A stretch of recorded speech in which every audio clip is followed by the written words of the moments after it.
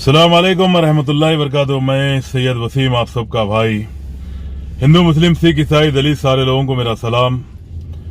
भाइयों, मेरे हिंदुस्तान के सेकुलर भाइयों, हिंदुस्तान के हिंदू मुस्लिम सिख ईसाई दलित सारे सेकुलर भाइयों से मेरी गुजारिश है कि हिंदुस्तान के हालात को सुधारने के लिए आवाज उठाइए, क्योंकि यहाँ पे एक कम्युनिटी को टारगेट किया जा रहा है। बार बार मुस्लिम कम्युनिटी को टारगेट किया जा रहा है, दलित को भी किया जा रहा है, हिंदुओं को भी किया जा रहा है और खास तौर पे मुसलमानों को किया जा रहा है। मुसलमानों की कम्युनिटी को टारगेट करने के साथ में जैसा कि उन लोगों की जान ली जा रही है मॉब लिंचिंग के नाम पे और गौरक्षक के नाम पे, उनको मारा भी जा रहा है और उनके धार्मिक चीजों के ऊपर इंटरफेयर हो रहे हैं। अब ये इंडिया में जो ट्रिपल तलाक बिल का इशू है, वो ट्रिपल तलाक बिल के बाद में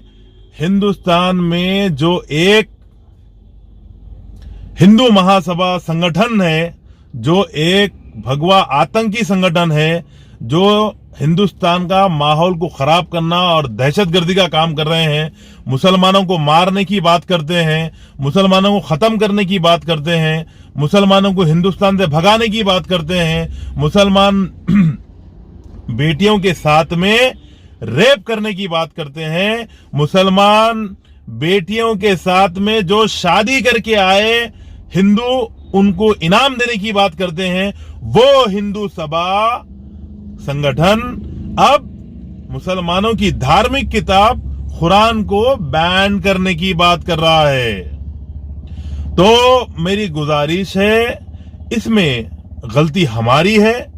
वो गलती हमारी ये है कि हम मुसलमान जो हिंदुस्तान में झंडे लेके नाचने वाले हैं, हम मुसलमान जो हिंदुस्तान में और खासतौर हमारे हैदराबाद में जो मुसलमान है, चाहे वो नौजवान हो चाहे वो कोई भी हो, जो कुरान और हदीस को छोड़ के मसलकों में बढ़ गए हैं, जो कुरान और हदीस को छोड़ के अपनी मर्जी चलाते हैं, अपनी ख्वाहिश के नाम पे, अपनी खुशी के नाम पे, अल्लाह उसके रसूल के हुक्मों का पामाल कर दिए हैं, अल्लाह उसके रसूल के हुक्मों को छोड़ दिए हैं, उन लोगों की गलती है।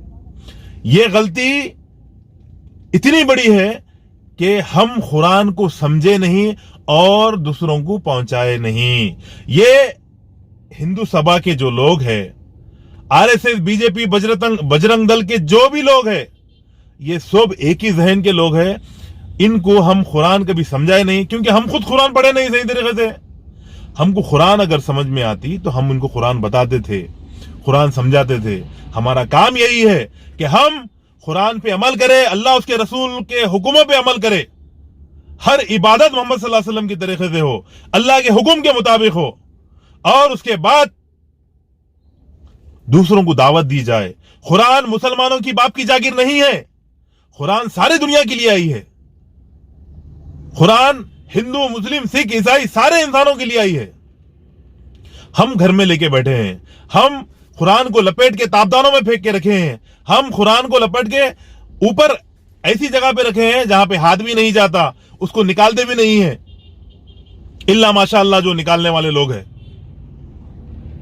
तो ये नौबत आ चुकी है मेरे भाइयों, जगो, अब होश में आ जाओ, अल्लाह उसके रसूल के हुक्मों पे पाबंद हो जाओ, नमाजों की पाबंदी करो, मस्जिदों को भर दो, इबादतें करो। ये जिलहिज्जा के जो 10 दिन हैं, ये 10 दिन की अहमियत मालूम करो।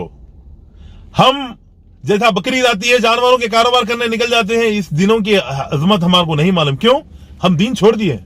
देखो हमारे पर कैसे कैसे वार हो रहे हैं, देखो हमारे पर कैसे कैसे साजिशें हो रही है, देखो हमारे पर कैसे कैसे इल्जाम लगाए जा रहे हैं। कुरान में जहाद की बात की जाती है, ये इनका इल्जाम है। यकीनन जहाद की बात की जाती है। किन लोगों के वास्ते, किन लोगों के ऊपर जहाद करना है? जहाद बोलते किसको, इनको मालूम ही नहीं है। जहाद का मतलब है जद्दोजहद करना।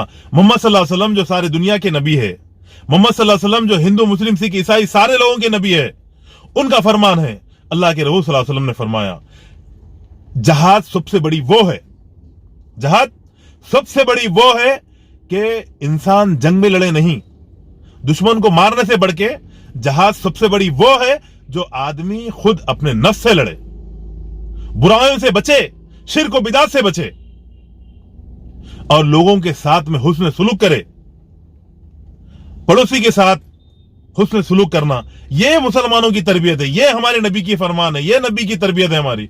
हम वो सब चीजों को छोड़ के और आज निकले हैं कि भाई वो मुंबई में कोई लोग जो वहां के मुंबई के जो भी आलिम दीन है अरेस्ट हो गए, बिल पास हो गई, बिल को वापिस लो। अरे 4-5 सालों से सो रहे थे, क्या कर रहे थे, चीखा मार रहे, कुछ भी नहीं होता।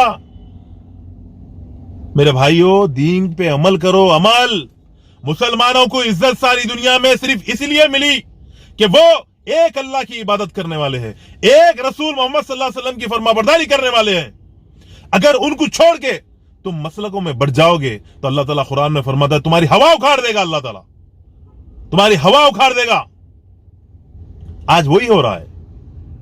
देखो, कुरान को बयान करने की बात की जा रही है, ऐसा जिंदगी में हो ही नहीं सकता। लेकिन वो लोग सोचे कैसा? एक हिंदू महासभा की रंडी कहती है कि मुसलमान औरतों के साथ घरों में घुस के रेप करो, गैंग रेप करो। कुछ हिंदू महासभा के भड़वे ये कहते हैं कि हिंदू महासभा से ये स्कीम है, ये ऑफर है कि हिंदू कोई भी बच्चा मुसलमान बच्चियों के साथ भगा के या कैसा भी शादी करेगा तो उसको 2 लाख रुपए इनाम है। ये साजिश चल रही है। और एक हिंदू सभा की औरत वो कहती है मुसलमान मस्जिदों में जाके जंग करने की बात करते हैं, हिंदुओं को मारने की बात करते हैं, ये करते हैं। तो ऐसे इन लोगों के जहनों के संगात, इनके जहनों में जहर पैदा किया गया है, उनको साफ करने की जिम्मेदारी हमारी है। तो सबसे पहले तौहीद पे आ जाओ, कलमे की बुनियाद पे जम जाओ, एक अल्लाह की इबादत करो, अल्लाह के सिवा कोई माबूद नहीं, ये मान लो। अल्लाह के सिवा कोई इज्जत देने वाला नहीं, जिल्लत देने वाला नहीं, जान देने वाला नहीं, जान लेने वाला नहीं।